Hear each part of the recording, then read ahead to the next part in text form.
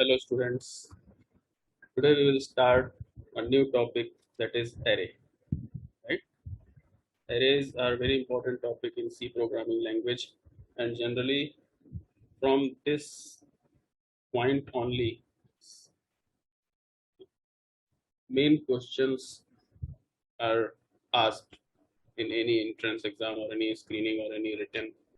Up till now whatever you have learned was simple basic building blocks. Now this is the application point of view where you will apply all the knowledge that you have taken earlier about starting from data types to operators, conditional statements to loops, then functions, recursion, storage class.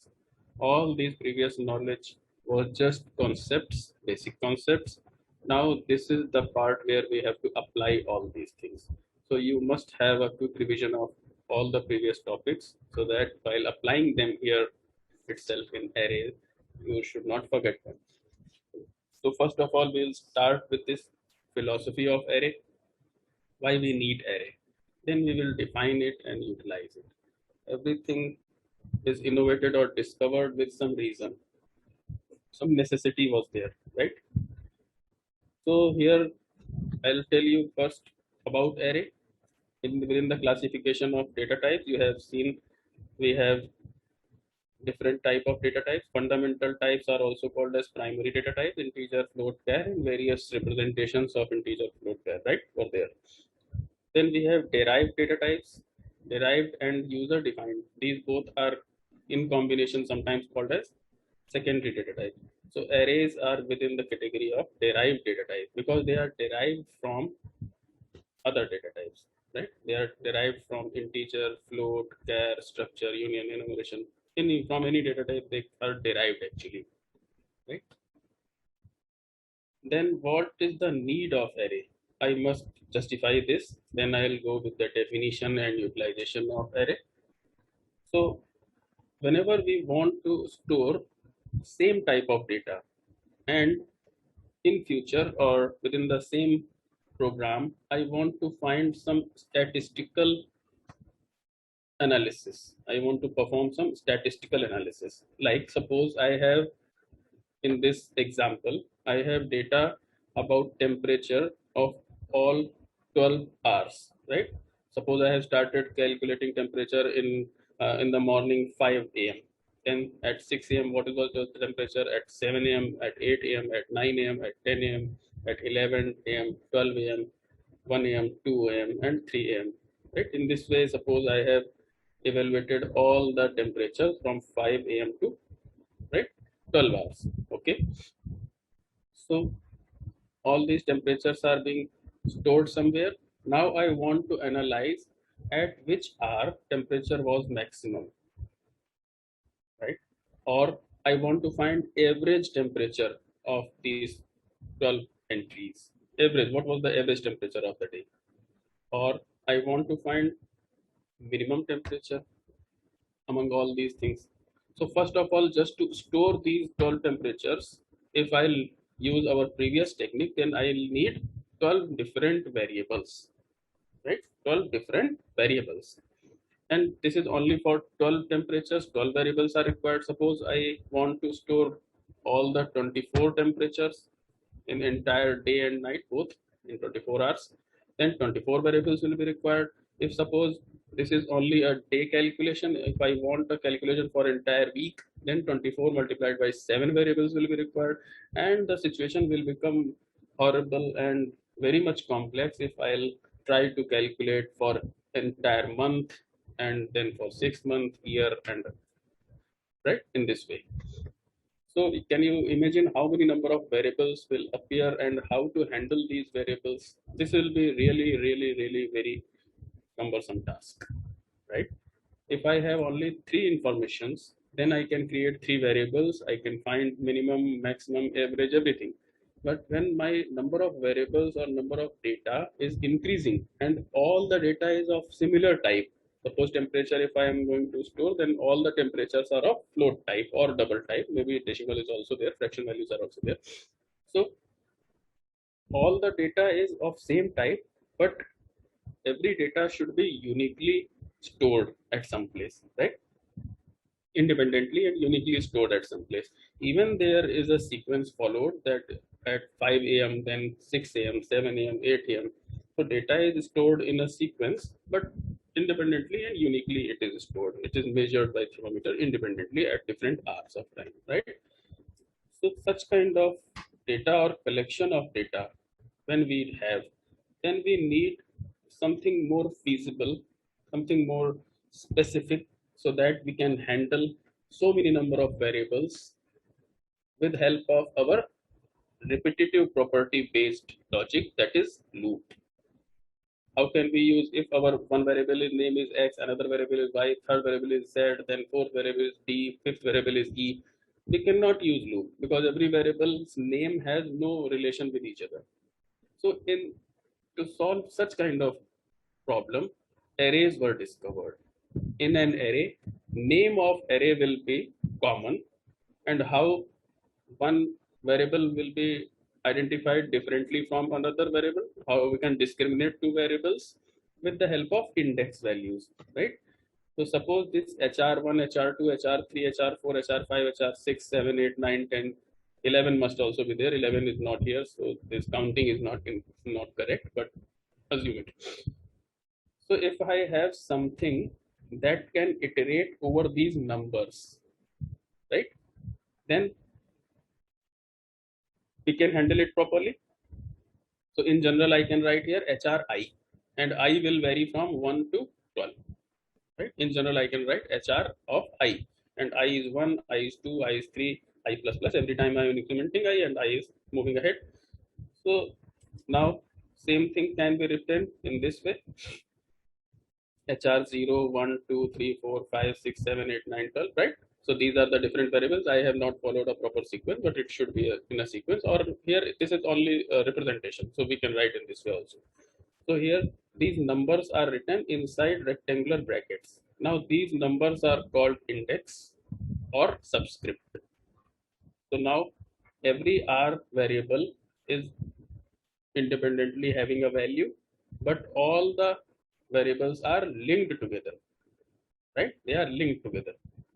From one variable, we can reach to any other variable, but independently, they are having their own values.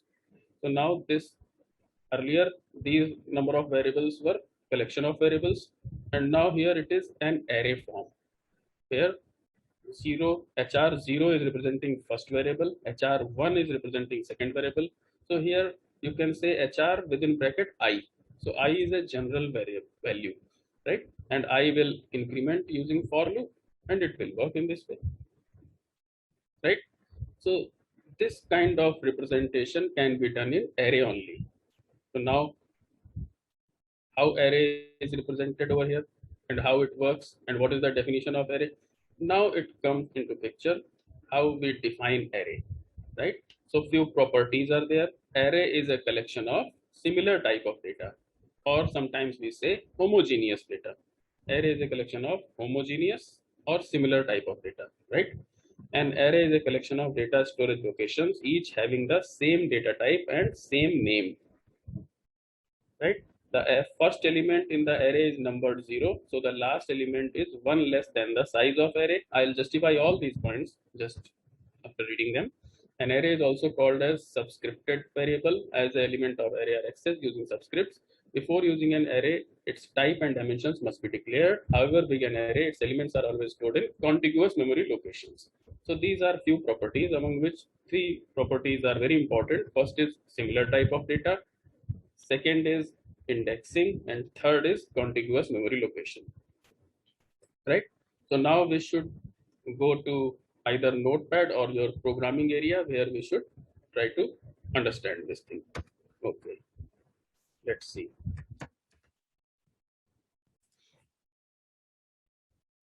Now screen is visible to all of you. If the screen is not visible, then please inform me immediately. So now I am creating here an array kind of thing, right? So here, in place of notepad, I should go with the MS Word. It will be more better.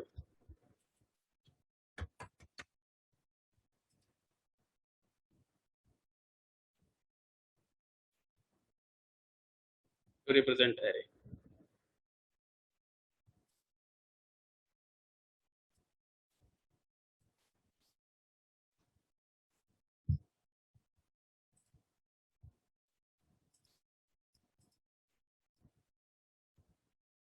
Okay, these are the nodes, and here I am. So you can see now. So first of all, what is representation of array? So first of all, what is syntax of array? So syntax is simply font size. I must increase font size so that it can be visible to all of you. Is it visible now? If it is not visible, please inform me. I'll increase this font size a little bit more, right? Syntax of array is, first we have to write data type of all the elements, because data type is quite common, right? Data type, then space, then name of array, right? Name of array. Within a single line, I'll write all these things. Then these rectangular brackets will be there, and that rectangular bracket will represent size of array, or you can say maximum size.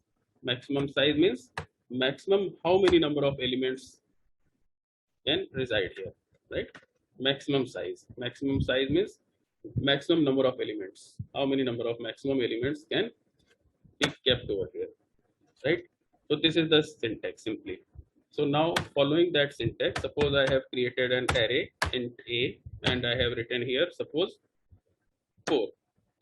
So now I will be in small letters always. This is MS Word, so this is giving you a problem, but don't worry. So this is int array a, right? So now what will be this array like? This array will be like this, right?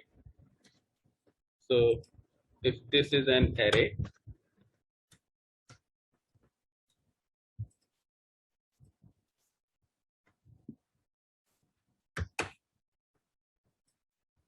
right? And here also, suppose this is an array of 4 places. This is first place, second place, third place, fourth place. These are all places, right? These are all places. So first is known as, this is A0. First element is A0. Then next element is here A1. Then next element will be A2. Right? This is A2. And then next element will be A3. Here it is A3. Right? This is A3. So now these are the separate variable names. They are in continuation or contiguous memory locations. So if I say memory locations, and if I say here a integer takes 2 bytes, suppose, right? I am saying here integer takes 2 bytes. So how many number of bytes will be required for this array? 8 bytes, because each integer will take 2 bytes, and here maximum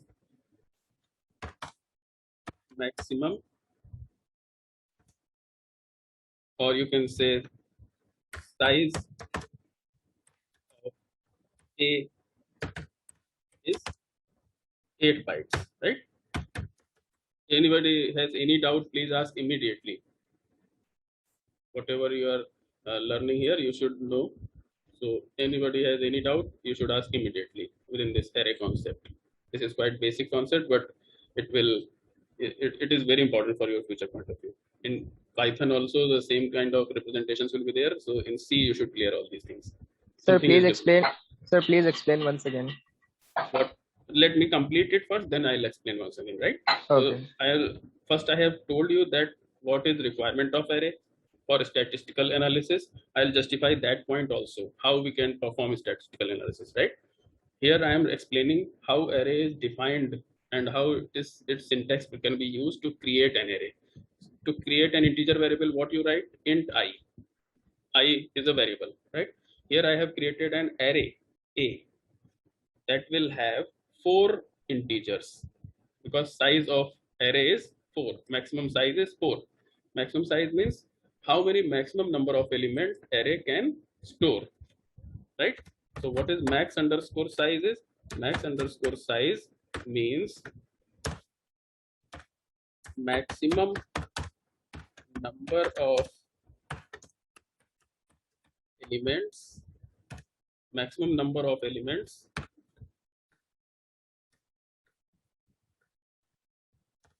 stored in, right? Maximum number of elements stored in array is called max size. What this is max size, okay?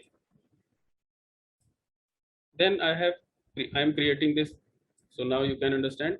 Now I have told you that all the 4 variables, because there are 4 integers, one integer will be stored in one variable. So a0 will have first integer, a1 will have second integer, a2 will have third integer, a3 will have fourth integer. So this block is a0, this entire block. This entire block is a1, right? In this way I am saying this entire block is a0, this entire block is a1, this is a2, and this is a3. Now this block's starting address I have to maintain here also, and I have told that integer takes 2 bytes. That means whatever variable will store integer will occupy 2 bytes in memory, right? So suppose a0 is a variable, so a0 will occupy 2 addresses, because 2 bytes, each byte has one address, so 2 addresses will be there. For example, suppose this address is 62421, and this address is starting address, right? So next address will be 6422. So A0 will be stored in 2 addresses. I have assumed here this is starting address. So I have assumed here its starting address is 6421, right? So next address will be 6422. So A1 will be stored in which address? 6423, right? Because A0 has occupied 2 bytes. So after A0, A1 is in continuation in contiguous memory locations. So it will be 6423. Similarly, 6423 and 6424 both are busy with A1. So A2 will be stored at which address location?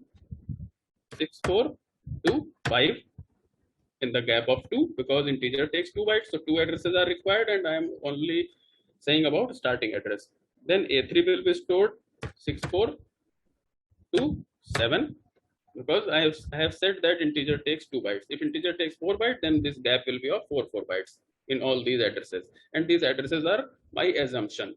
First address I have assumed, accordingly second, third, and fourth addresses will be calculated. But these addresses are actually given by compiler, but compiler will increment addresses in the same way as I have calculated, right? So now A0 is a variable, integer variable, whose address is 6421, and some value will be stored in A0 that will be of integer type. Similarly, A1 will have an integer value, A2 will have an integer value, right?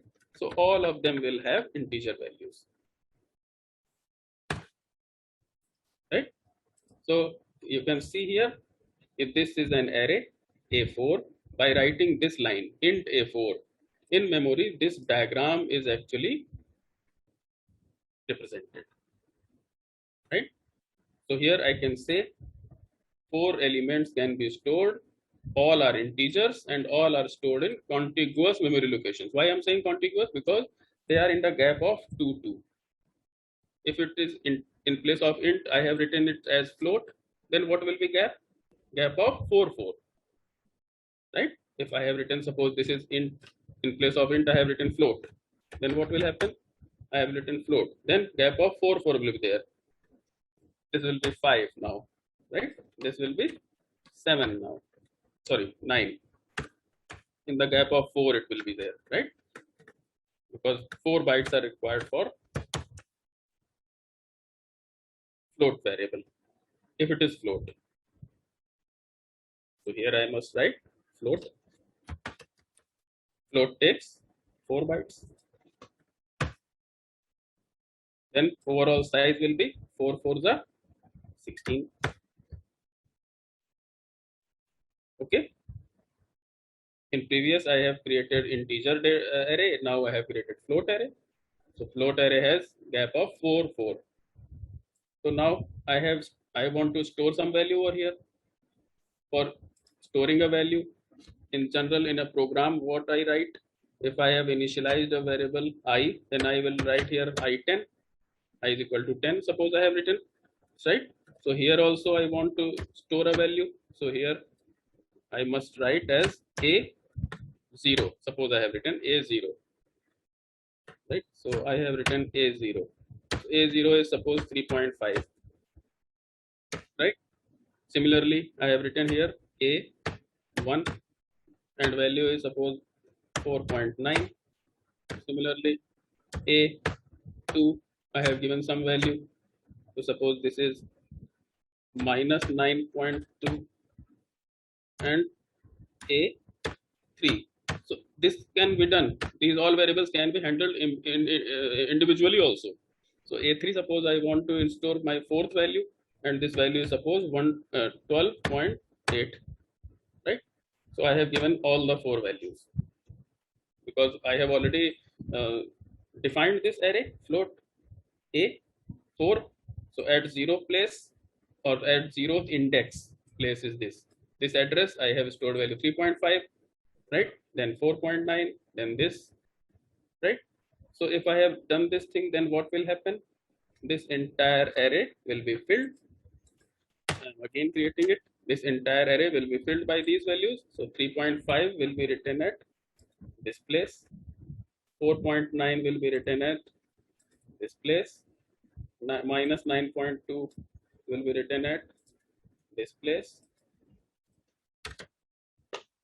12.8 will be written at this place, right? This is one way. So if I want to print them, then how can I print them? I can write here printf. To print them, I can write here printf. Within printf, I'll write here in double quotes, I'll write here %d, sorry, %f. They are all floats, right? %f. Then what I will write? I'll write here A0. So A0 will give me what value? 3.5. 3.50000 something it will give, but I will assume it is 3.5. If I want to print A1, so what value will be printed by this? Value will be 3.5, right? If I want to print A1, then again I have to write this thing and it will give me values.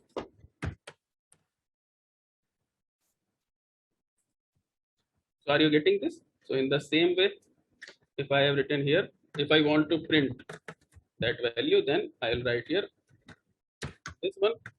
But anybody has any doubt, you can interrupt me also. But I am trying to complete. So what will be output here? Output will be 4.9.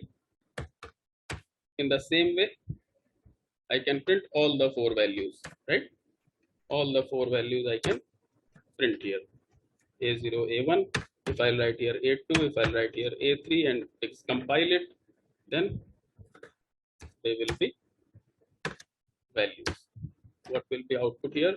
2 will be 9, right? What it is? Minus 9, minus 9.2. It will be minus 9.2. And this is what it will be. It will be 12.8. So all these values can be printed like we already have done with various variables, but this is not the way we should do it. Instead of writing all these printf statements, can we generalize it, right? Can we generalize it? In general, we can use what? In general we can use, in general we can use printf, and here we can do ai, where I will vary from 0 to 3, right?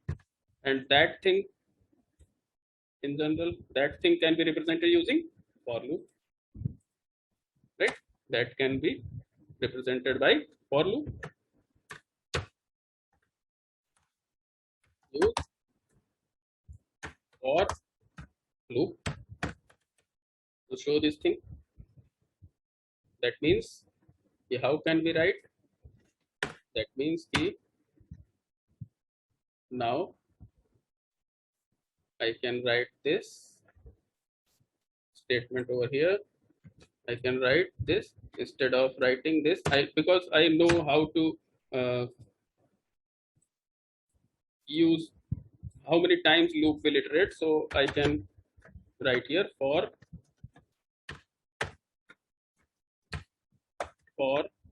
I is equal to 0, comma I less than 4 or less than or equal to 3. They are same. I plus plus. Then I'll write here simply I. Make it close. So these two lines are doing same thing that you have done here by writing this for loop, and the entire output will be there. Now, have you seen this thing, right? All this thing, okay. So now I will come to compiler and try to write them. In this way, I can do this, or in a single line also, I can initialize an array. How I can initialize an array? So array initialization can be done in a single line also. Array initialization can be done like this also. I have written here int a and this, and within curly braces I can write all the elements. So what are these elements? 3.5 is first element, 4.9 is second element, minus 9.2 is third element, and 12.8 is fourth element, and then after this semicolon. So this is also the same thing that you have done here, right? Right? So here you have given variables independently and one by one, or you can use this way. So I should write here itself, or we can use this way. So these both are similar, right? I can write here or. So either you give all the elements in this way, A0, A1, A2, A3, right? This is initialization, or you can give like this. This is initialization int A and all these things. These both will fill array elements in this diagram as I have done. Then after initialization, you want to access what values you have stored. You can access either this printf statements in multiple times, but this is not encouraged. So we should use loops for the same purpose. Are you getting my point now? So these are all about array, that is simple data type representation. In memory, they are represented in these blocks. Each block has its name and its starting address, right? So name is this. Name of array is common to all. A. Any name you can give, X, Y, Z, as you have given variable name. So the name of array also you can give any name. I have given name as array A. The array will start always with 0 index. So that was written over there in one point that whatever is the size of array, its index values or subscript will go one less than the number of size, right? Than the value of size. So size is suppose 4. So index are starting from 0. So maximum index will be 4 minus 1, that is 3. Because this is fixed. In C language, this is fixed. The array will start with index 0. And this is called one-dimensional array. Why this is called one-dimensional array? Because we have only one dimension represented either in horizontal direction or in vertical direction, because we have only one pair of rectangular bracket, only one subscript, then it is one dimensional. If I have two subscripts, one for row, one for column, then it will be two dimensional. If I have three subscripts, one for plane, one for row, one for column, then it will be three dimensional. It will be then after all, after two dimensional, these are called as multi-dimensional arrays. So now there we should do a program for the same. Anybody has any doubt till now? Can ask me or directly go to program and see. Anybody has any doubt regarding this till now, whatever I have taught? So now I'll completely make a program, right, just to utilize a value and show that value. So instead of writing these printf statements, I have written this printf statement within loop.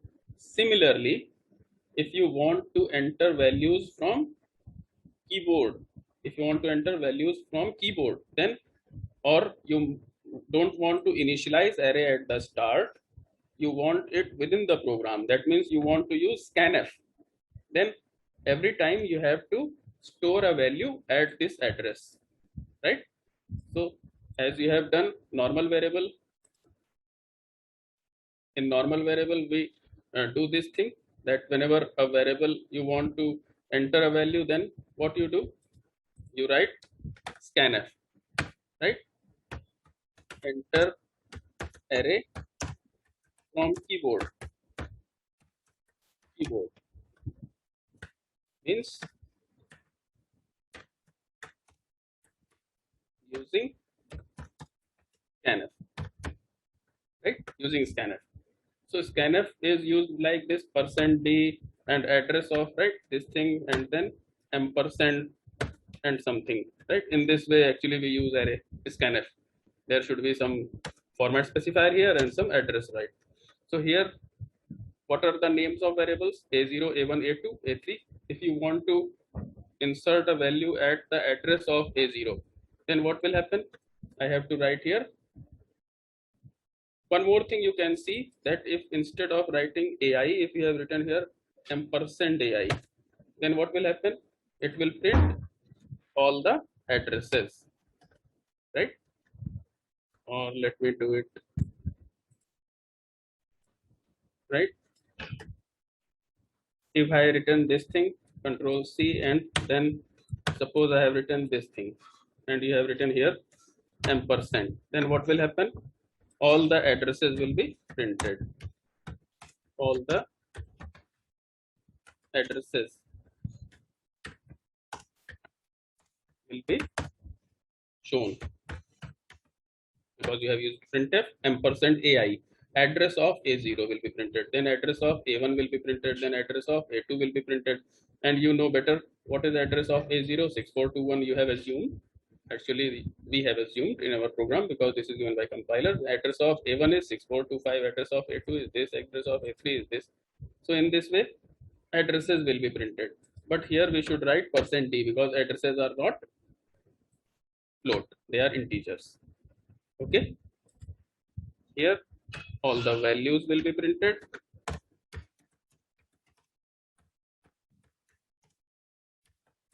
Values will be shown.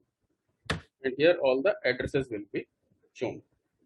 So if you want to insert a value inside array, then what you have to change? You have to change this printf to scanf. That's all. And all the values will be entered. All the values will be entered at these addresses, right? Now we will go in compiler and run one program from start, right here. Array example, first array example. Array example, right? So first of all, I will go with initialization, then I will go with user defined inputs. So I have written here int a, maximum element I have written here, suppose 5. Sir, screen Right? share Nuri. Okay. Yes, I am sharing that screen also. Okay. Right. So I have written here int a 5, that array is having maximum 5 elements. I have written here one I that will iterate over for loop, so that a0, a1, a2 will be right obtained, and few more variables will be required, then I'll use them, right? And one more thing I want to do here, let me do it later on, right? So now if you want to do it initialized at the same place, so you can go with this. I have done with integers now. because float you can do anytime, whatever is required. Right? Array is more important, neither integer or float is not important. So I have written here 23, suppose 4, then 12, then 6, then 7, right? 5 elements are there. Now listen, one important thing more over here. If you have initialized an array, then this size is not mandatory, right? Writing size is mandatory if you have not initialized it. That means suppose I have another array b, then and I have written here this. Now giving size is important, here size is not important. This is not compulsory to write size over here, but this is compulsory. Why it is so? Because this is the definition of array, and at the time of definition memory space has been reserved to a variable. We already known about this thing, right? Extern keyword, right? In extern keyword we declare the thing, the variable, and memory space is not reserved. But without extern, if it is auto, it is auto actually. Whenever we have not given anything as a storage class, then it is auto. And if it is auto, then memory space has been reserved. So if you will write here only this b, then this is an error, because how much memory should be allotted to array b is not defined. So here you have to write. So being a safe side, I can write here 550, 5,000, anything I can write here. That much amount of memory will be allotted with to 5 as per the data type of each element, right? But here when you have given elements, then compiler will count number of elements and accordingly memory space will be given to A. So here how many elements are there? 1, 2, 3, 4, 5. Automatically array A will have size 5 into size of one integer, right? If it is 2 bytes integer, then 10 bytes will be given as it is. So I have done here both the things. Now I want to see what are the different values inside A array. So I want to see here. I want that I'll show you. Printf array A has, right, elements. These are the elements of array A. Then I have written slash n. Then I'll write here for loop I is equal to 0, I less than, how many elements are there?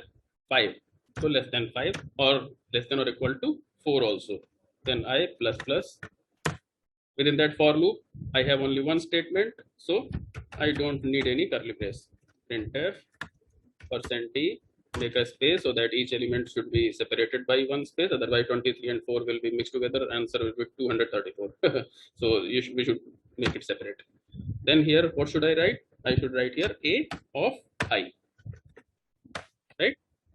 As I have just told you in my MS Word presentation in previous. Now I want to see this. Yes, Tanmay, any doubt?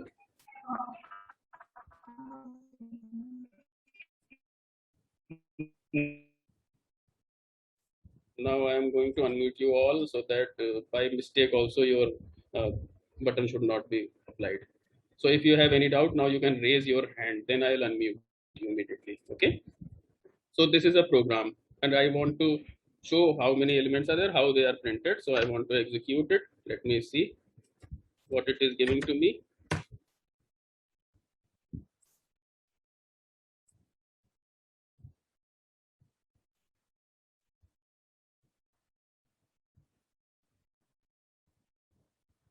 Semicolon in printf. It should be semicolon first.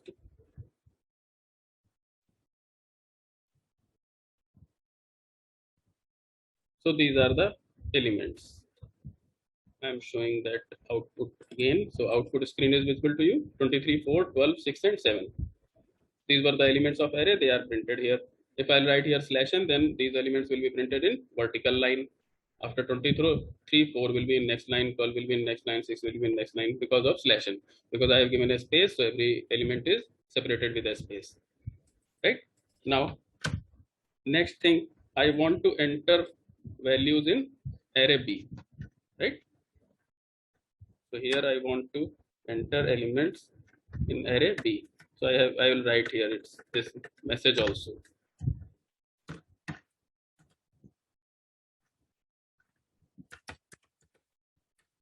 enter array B elements.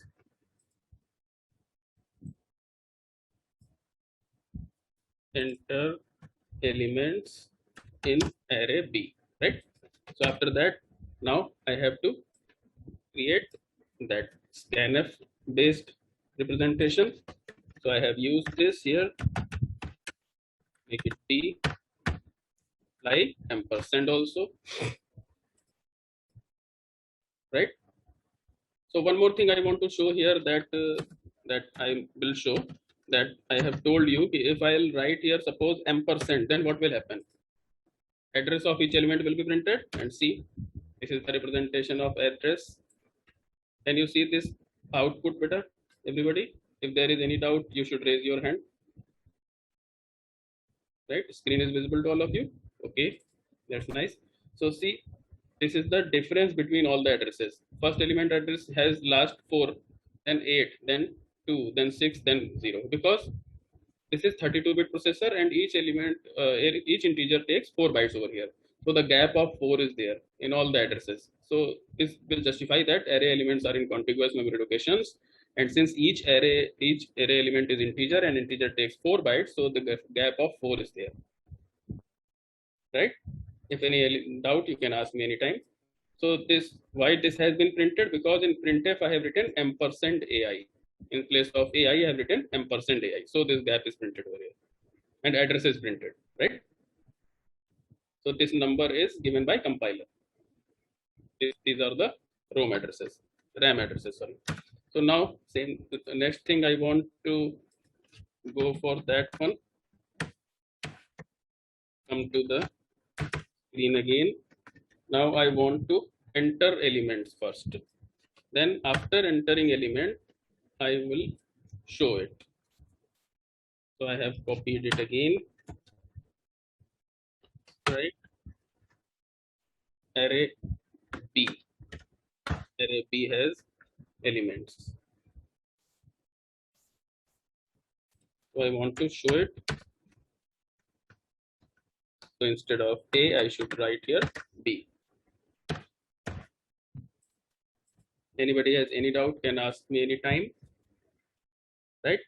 So first of all, I'll enter here 5 elements by applying scanf, and within scanf we should not do any experiment. Scanf will have only format specifier %d and address of variable. Since array's name is B, so each element address can be represented by this ampersand bi. b0 will be first element, address will be ampersand b0, then ampersand b1, ampersand b2, ampersand b3. In the same way, entire array b will be accessed, right? Then I'll execute it. So the screen is in front of you, output screen, right? Array A has elements that printf I have just taken from the previous one. Suppose I delete this, again I am executing this. Enter elements in array B. Now this is saying. So here either you can enter one element, press enter every time. That means I have written here suppose 1, then 2. Next element I have done. This element I have done. Next element I have entered. So every time I am pressing enter, right? And all the elements I have entered now. Now it will be shown. Or I can enter all the elements by space. That means again I am going to enter, execute it. Now this is the same thing that you can see over here. Code and output both you should see. So it is asking me for entering values in elements, right, in the array, and that I'm going to enter. So first element, suppose I have written 11, then 22, then 33, then -6, suppose then 45, right? And after all the elements have been entered by separated by space, ultimately I have to press enter. So I have pressed enter. Now this is the result. All the elements have been entered successfully and they are printed. So now I am closing at this point. Next time I'll continue with this arrays, and if you have any doubt, you can ask me.